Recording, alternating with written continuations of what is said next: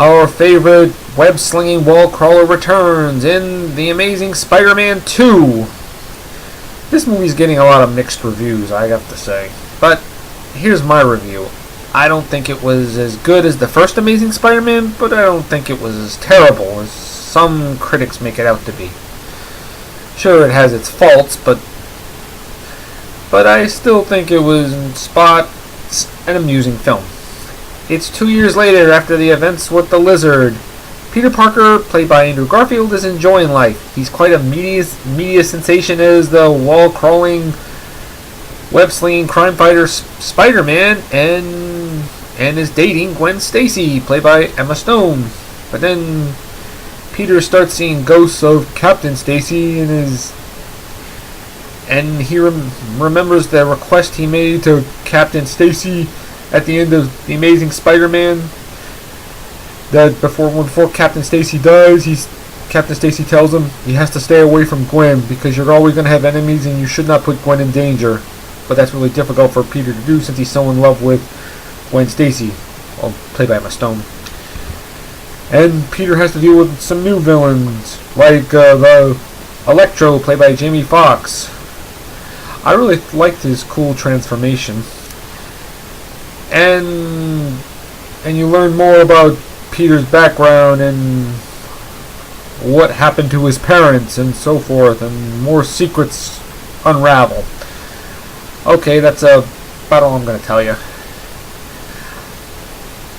My biggest complaint is with the villains. You see 3 villains on the poster Spider-Man. You think he's going to fight 3 villains? Well, that's just not the case. And I don't think they were used to their potential. I mean, I always think a film like this, that the hero is always as interesting as the villain. But that just didn't feel the case here. They're there and you get rid of them pretty quickly, and then they come back, and then you know how it is. Now, I like Jamie Foxx's transformation as into Electro. That was awesome. I gotta say, Jamie Foxx was brilliant as Electro. I like the way he looked. I mean, that was a pretty cool look. I mean, looks nothing like the comics, but sometimes what works on a comic doesn't always guarantee it's going to work on the big screen. But I just feel they could have done more than what they did. Now, the Spider-Man costume, why'd they have to change it? I liked it from the first Amazing Spider-Man. It was cool. It was different. Why'd they have to go back to the original? But it doesn't matter. Some action scenes were pretty good, and Andrew Garfield and Emma Stone do have great chemistry. Their scenes together work, and I like the way it wasn't done in a melodrama sort of way like in the first 3 Spider-Man movies with Peter Parker and Mary Jane. Dane DeHaan was alright as Harry Osborn, although I do prefer James Franco's story arc as Harry Osborn in the first 3. I mean, that was better done. Nothing against Dane DeHaan. I think he's a terrific actor, but I would prefer James Franco's story arc as Harry Osborn.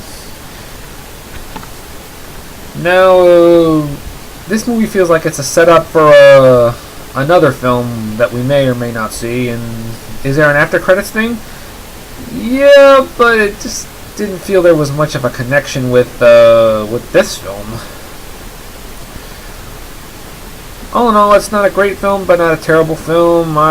It's not as good as the first, so I have to give The Amazing Spider-Man 2 a 7 out of 10. Sayonara!